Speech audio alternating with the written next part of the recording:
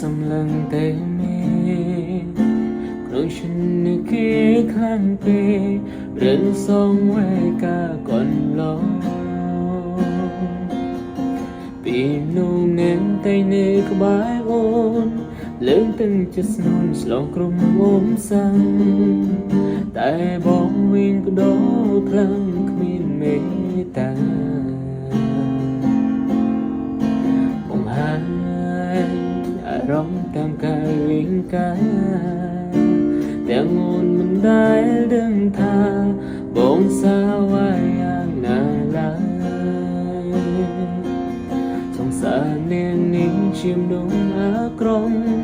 បងគួរឲ្យអូនឈឺអិនស្បាយបងឈប់ស្នេហ៍បងហើយកាត់ចិត្តចោលត្រឹមក្រោយកុំយក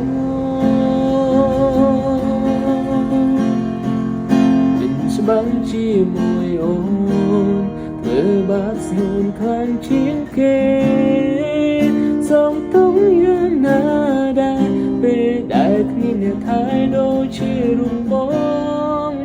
បាត់ថ្ងៃក្រោយនៅក្បែរបងច្បាំងជាមិនអស់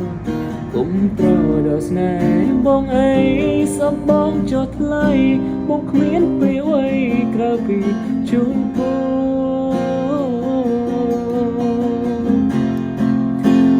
ឈ្មោះពីសង្សារហើយប្រែថានាងដតី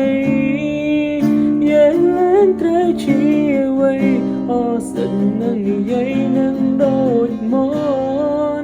បើថ្ងៃក្រោយនៅក្បែរបងច្បាំងជាមិនមក